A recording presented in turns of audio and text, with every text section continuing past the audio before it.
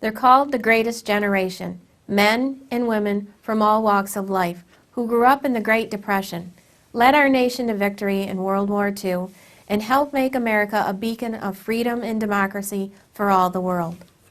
And do they have some stories to tell? I'm pleased to be partnering with the New York State Military Museum and Veterans Research Center to preserve the words and memories of many of our World War II veterans. These stories will be entered into the state's archives, where they will be accessible to researchers, academics, and future generations. Our veterans have given so much to help build a brighter future for all Americans. This tribute is just one small way of saying thank you. I went in the Navy in the end of 1942, and I was involved both in the Mediterranean and also the Pacific. I was aboard a minesweeper. Initially, I was assigned to a battleship, the USS New York, which I detested. Why? Why was it? Why? Oh, I just plain hated that great big oversized monster. So I managed to get a transfer. My transfer was to a YMS. They didn't have names, they just had numbers. And they were designated as yard minesweepers. These things were all built out of wood. They were quite shallow draft, and originally were intended to be used on both of our coasts locally. But the big ones, minesweepers, weren't really of any practical use to them, so they decided to ship them overseas.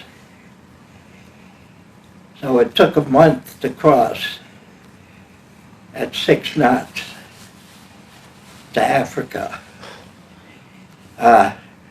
On the way, we had to refuel every 3rd day at sea, regardless of the sea conditions at the time. What is that? What is that? What do they have to do to refuel those? We refueled it. Oh, there was a tanker in the convoy, and we had to come up within a reasonable distance sideways of the tanker, bring the hoses across, connect them to our little minesweeper, and that tanker was way up there, and run these hoses across. It was a little complicated because we had to get lines across first, then pull the fuel lines across. In the process, we usually dumped quite a few gallons of fuel oil all over the deck. And that was there to remind us that we had to refuel every so often.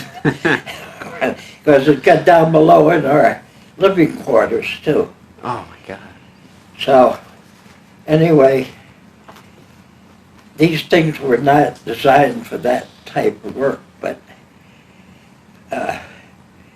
we wound up in Africa, and we worked there for a while, Algeria, and then we went to Sicily,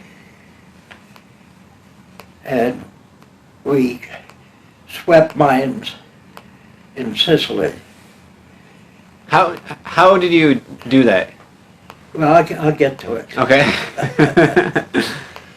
But our first night there in Sicily, we had an anchor, and we weren't all that bright about how to do it because we were all new to this thing. And we we tied up behind a great big Liberty ship, which we thought would protect us from the wind on the mooring during the night. Well, that night, the German planes came over and just riddled everything. The pilots on those German planes came in so low we could see their faces. And they left us alone until one of the idiots on our ship fired back at them. And that kind of upset them, so that they made a point of coming after us.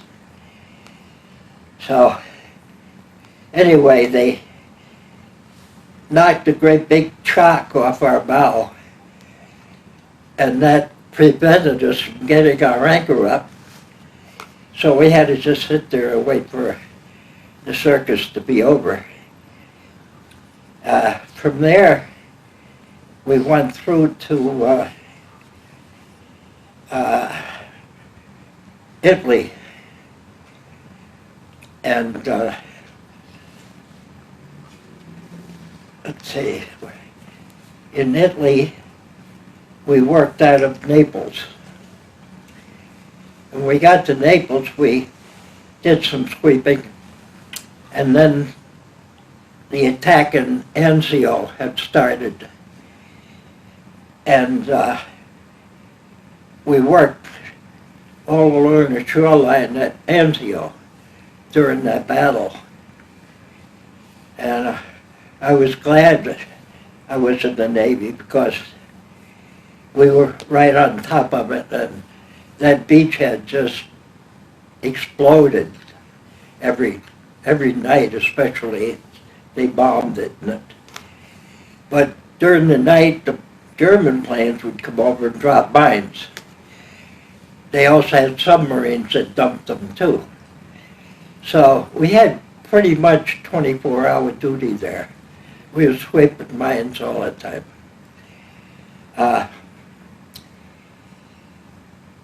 From Anzio, we would send up north to Corsica. We didn't know it at the time, but they were getting ready for the invasion of southern France. So there were two huge minefields up there, but it's not far up the French coast. So they didn't want to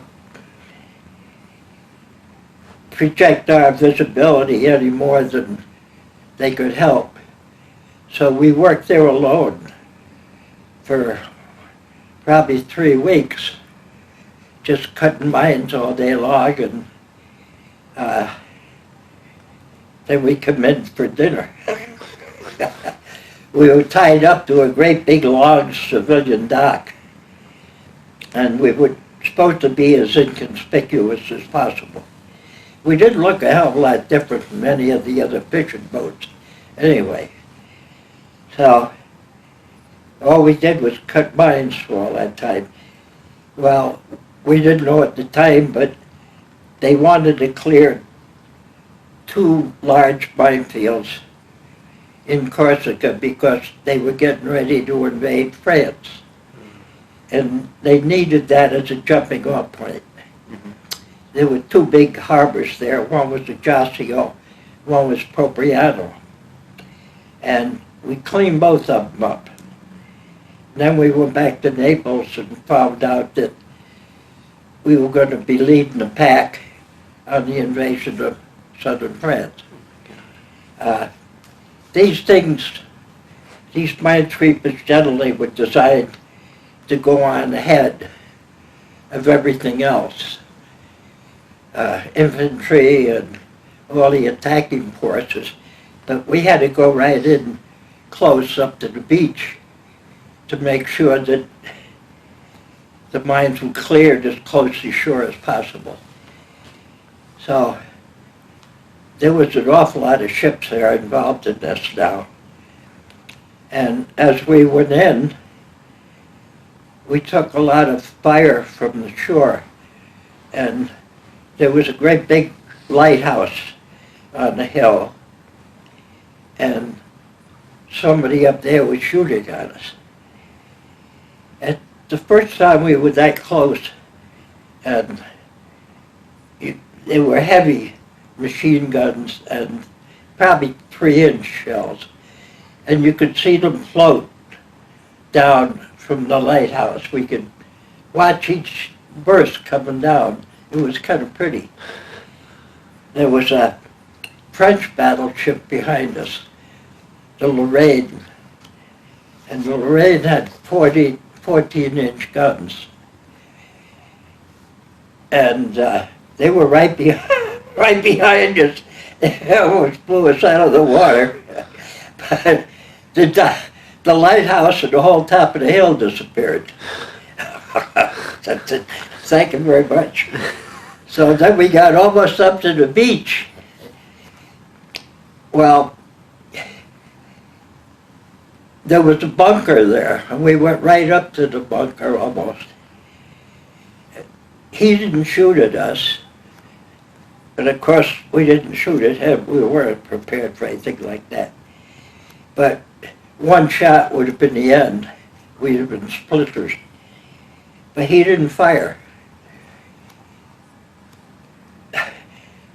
I took a lot of stuff off a dead German, and I showed it to my grandmother. She's from Germany. And she says, "That's a Ungarn." They were Hungarian troops there in that particular location. If they were Germans, it would have been different. But the Hungarians didn't really give a shit. Anyway, we anchored then, and I went ashore, and that's when I picked up a lot of uniform equipment, German stuff, guns and uniforms and things like that. I picked up, among other things, the most beautiful overcoat I think I've ever seen. It was all lined with fur, about that thick, and all kinds of silver and gold crap all over it. Anyway, we all did pretty much the same thing. Then we rode back out to Minesweeper. The next morning, we're all scratching like hell. We all had lice. So that's serious, I think. It's the wound that I received. I did scratch a couple of holes through my thigh, but they didn't count that as battle occurred. So we threw it all over the side. Broke my heart.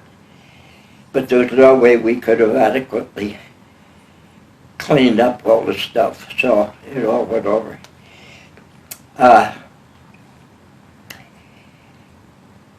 Let's see, I did say I was at Anzio, yeah. Well, anyway, after that invasion, they didn't need us anymore. They had driven the Germans far back from the coastal areas. The submarines were pretty much a zero. So we made a U-turn, came back to Africa, and then back to the United States. When we got back, we were re-outfitted to go across the Pacific because the Japanese were still fighting. And they were getting ready to invade Japan. So it took us a month to get across the Pacific.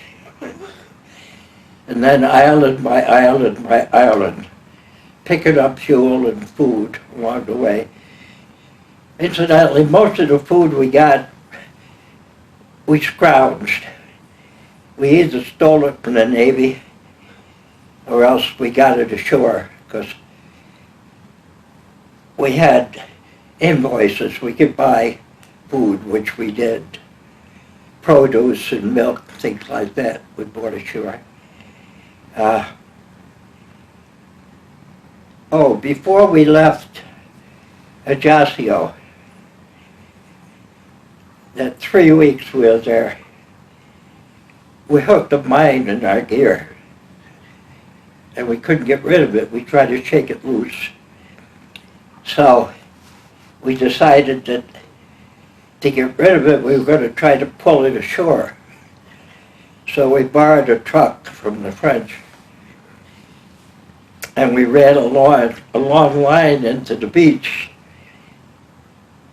and started to pull this goddamn mine in. Normally, we got explosive cutters on our gear, and the cutter didn't work. So it didn't cut the cable. That's why it hung up on our gear. Well, we almost got it to the beach. We were pulling it with the truck, and it blew up. When it blew up, there was a spit of land on our left, and there was a gin mill there that we always went to in the evening. We had a monopoly on it, so we all gathered there. There was only 30 guys in the crew. We all gathered there in the evening, because we didn't sweep there at night. Well, the goddamn thing blew up the gin mill. I have no idea who paid for it. There's definitely a liability on our part. Sounds like it. We didn't have any insurance agent that came around and asked questions. We didn't stay very long. That was a shame. So, let me see. Oh, so now, back to Africa and back to New York.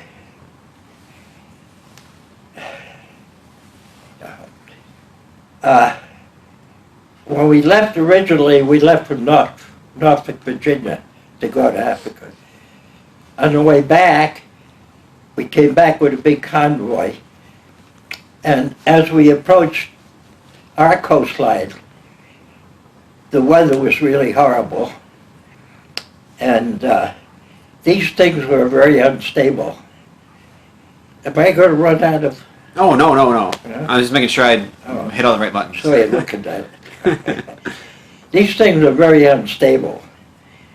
And we had this huge, you've seen these things like the telephone company has, these great big wooden things that have cables all wrapped around them.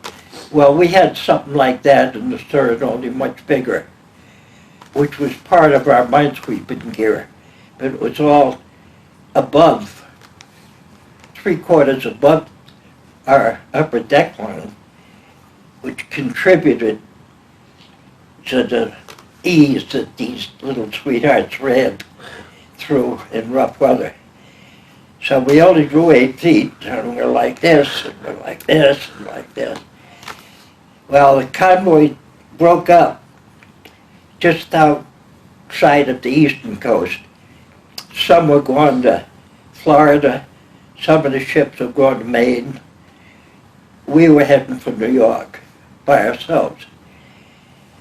Well, normally we kept close track of where the hell we were, but that was one of my jobs, and I was sick as usual, so I wasn't paying that much attention to what I should be doing.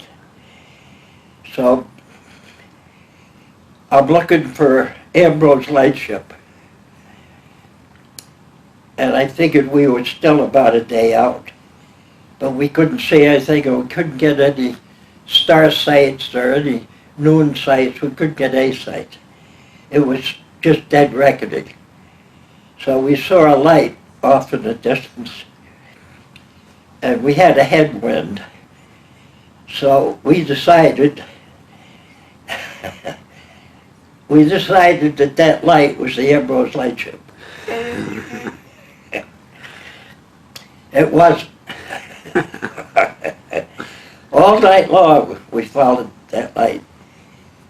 We thought we were following it, but with that headwind, and we could only do 6 knots, we thought the wind was more or less holding us stable in position. Well, it turned out we were following the stern light of a fishing boat. And thank God it was heading for New York, which is where we were going.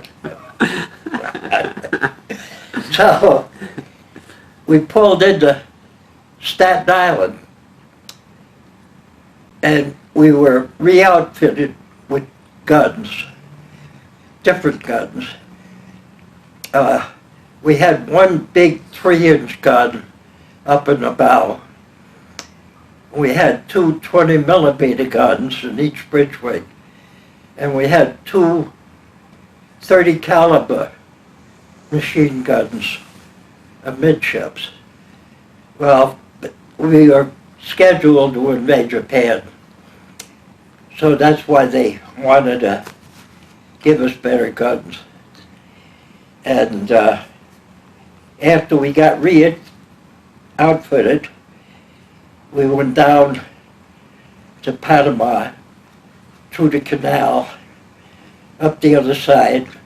We stopped in Mexico, and then Nicaragua looked pretty good to us, so we decided we'd have trouble with the bonus there, which conveniently we did.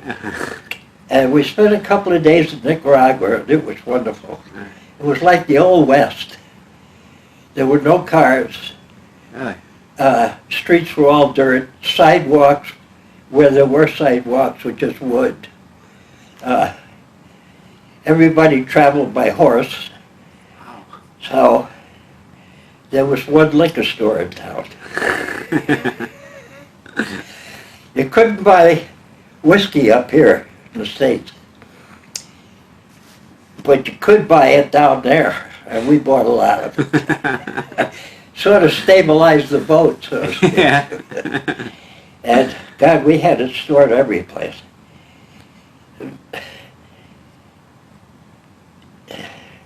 A girl ran the liquor store in Nicaragua, Corinthos, and I dated her several times. We went on dates on horseback. Went swimming bare ass in the nice lake. It was wonderful. We didn't want to leave, but you could only milk it so far. So anyway, then we left from Los Angeles and started across the Pacific. It took us about a month to get to Okinawa. Uh-huh. And then about then, I guess the first atomic bomb was dropped in Hiroshima. They didn't give up right away. And we started for Japan to sweep the channels going in so that anybody else that wanted to go to Japan could. And then they dropped the second atomic bomb at Nagasaki. So while we swept the channels going in, off to the starboard, some distance off, I could see a lot of black smoke coming up. So we found out that was Nagasaki burning. That's what tipped the scales as far as the Japanese were concerned. That second one is pretty much when they made up their minds they were going to fold. Anybody that says that, personally, I was opposed to the atomic bombs being dropped. No, I wasn't. I was very happy. I dread the thought of going in there under a strong defense on the Japanese part. Because we figured that we'd be sunk going in. Anyway, when we got in there, I think we might have been the first of anything that landed in Japan. And we tied up to a dock. There was some Japanese there, and they didn't bother us. They didn't come over. They just stayed where they were. And then we started walking around. We didn't bring guns with us. It would be stupid. It would be absolutely pointless. One way I was going to shoot anybody. And then they became extremely friendly. Geez, I had a camera, and there was a policeman directing traffic. There was military Japanese trucks all over the place. And he stopped traffic in all different directions so he could pose with a sword. God. So I bowed when we went across the street. They liked that. And we were received very graciously, no matter where the hell we went. We always got a little bow from them. Well, that was pretty much the end. There was no further use for us. So there were ships. My ship was scheduled to go to China. But at that point we had options. I could go back home for a discharge, or I could go to China. Well, hardly anybody wanted to go to China. Most of us do. We've been on these goddamn things almost 4 years. So going home, I was only home once in almost 4 years. So going home was, well, more than that, because we swept mines while we were getting ready to be outfitted there. But anyway, we were all anxious to get back, resume our normal life. And, we were also, they were nice to us. The Navy all of a sudden was nice to us. Even the food got better. And they gave us a choice of how we wanted to go back. And they assigned me to another minesweeper that was going where I wanted to go, whereas mine was going to China. So I said, I've had enough of minesweepers. I don't want to get aboard another one. So this is what I meant when I said they were nice to us. They said, okay, pick what you want to take you back, and we'll assign you to that ship. Well, I couldn't believe it. I have to get your ass kicked around all that time. They suddenly became nice. So I waited until there was a cruiser going back. It was a cruiser mine layer. They were done laying mines, so this thing was going back too. It was a big one, very big. So I went back as a passenger.